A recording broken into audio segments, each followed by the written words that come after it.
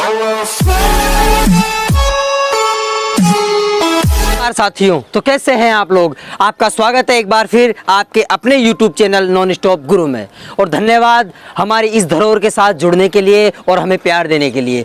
आज हम इस वीडियो में आपको बताएंगे कि इस किले के हालात कैसे हैं और क्यों हैं। लेकिन उससे पहले हम गाँव के लोग हैं साहब, तो गाँव के लिए एक शायरी कहना चाहूँगा मैं कि तुम्हारे शहरों से अच्छे तो हमारे गाँव है साहब, तुम्हारे शहरों से अच्छे तो हमारे गांव है साहब, जहां मकान नंबरों से नहीं पिता के नाम से पहचाने जाते हैं।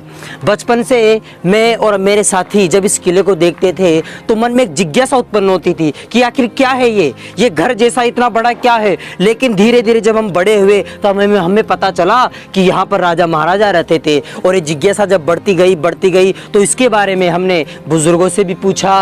और उसके बाद मेरी यात्रा यहाँ से लेकर अरबी फारसी शोध संस्थान टोंक तक हुई, लेकिन वहाँ पर मुझे कुछ प्राप्त नहीं हुआ। और मुझे ऐसा लगता है इसके लिए शायद आज तक किसी ने प्रयास नहीं किया था, इसलिए शायद इतिहास के पन्नों में कहीं खो सकता।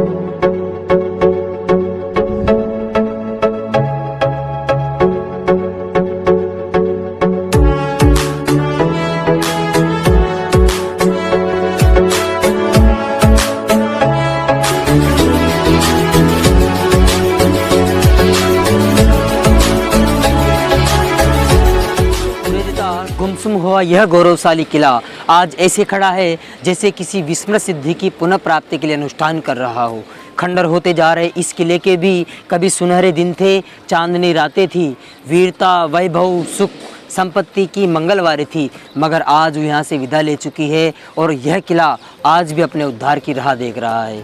इस किले में भी कभी कचहरी लगा करती थी, जिसमें यहाँ के ठाकुर और यहाँ के नवाब अपने अधीन गाँव के लोगों का न्याय किया करते थे और उनके सुख दुख में भागीदार बनते थे। मगर ये किला देख रेख के अभाव में खंडर में तब्दील होने को अग्रसर है और भविष्य में शायद ही कोई इसे खंडर में तब्दील होने से बचा पाएगा। जी हाँ, हम बात कर रहे हैं टोंक जिले के बगड़ी गांव में स्थित विजयगढ़ किले के बारे में, जिसे इतिहास में फिर मोहम्मदगढ़ के नाम से जाना गया। ऐसा नहीं है कि इस किले को बचाने के लिए प्रयास नहीं हुए। आज से लगभग 2 साल पहले पत्रिका में ये न्यूज आई थी इस किले के बारे में, जिसमें लिखा था कि खजाने के लालच में खोखला हो रहा किला। जी आप देख सकते हैं। और इसमें यह भी बताया गया है कि इसके संरक्षण के लिए कोई प्रयास नहीं हुए। उसके बाद अभी जब हमने इस किले का पार्ट फर्स्ट डाला था, उसके बाद ठीक 2 दिन बाद फिर ये न्यूज़ आई और उसमें भी यही बताया गया कि इस किले की जर्जर अवस्था, इसके बुरे हालात और इसकी तरफ किसी का ध्यान नहीं जाता और इस किले को आज भी संरक्षण की दरकार है। दुर्दशा का शिकार हो रहा यह किला अगर इसकी सार संभाल नहीं की गई तो ये किला नष्ट हो जाएगा। तो साथियों, आवाज़ उठानी होगी और साथ देना। किले पर आने का रास्ता कहीं नजर नहीं आता, कांटों के चटीले रास्ते, कंटीली झाड़ियाँ, ऐसा लगता है यहाँ इन्होंने बसेरा बना लिया हो और चारों तरफ से इस किले को जकड़ लिया हो। इस किले के भयावह पत्थर जो कभी सुंदर हुआ करते थे और उन्हीं के ये पथरीले रास्ते, जिन रास्तों से होकर हमें इस किले पर आना पड़ा। की ऐसी नायाब तस्वीरें जो पार्ट फर्स्ट में मैं आपको बताने से वंचित रह गया, वो मैं आपको बताना चाहता हूँ, दिखाना चाहता हूँ। यहाँ की नक्काशी क्या खुदाई होती थी। सूरज ढल जाएगा मगर कल फिर नई आशा, नई उम्मीदें और बड़े बड़े ख्वाबों के साथ फिर उदय होगा। मगर ये विरासतें एक बार मिट जाएंगी तो ये हमें और हमारी आने वाली पीढ़ियों को कभी दिखाई नहीं देंगी। देखिए इन छायाचित्रों को, कितनी सुंदरता है इनके अंदर, कितनी कुशल कारीगरी है, कितना दिल था बनाने से लेकर सजाने तक। जिस चीज़ को दिल से सोचा गया होगा वो दिल से ही बनाया गया होगा। और ये दिल की बात है कि दिल दरवाजे पर लटकी जंजीर को हिलाता है, दिल दरवाजे पर लटकी जंजीर को हिलाता है। गांव का एक मलंग जब रात को हीर गाता है।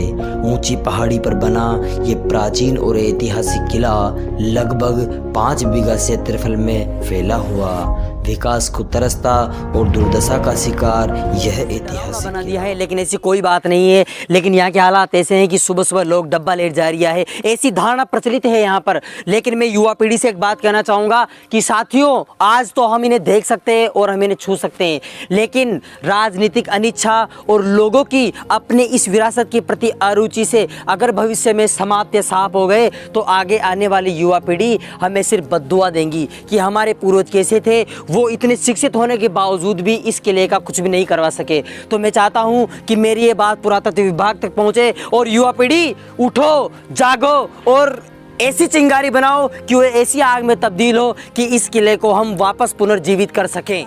कि मेरी ये बात पुरातत्व विभाग तक पहुंचे ताकि इतिहास की धरोहरों में हमारा नायाब किला भी जुड़ जाए। आपका भाई रवि।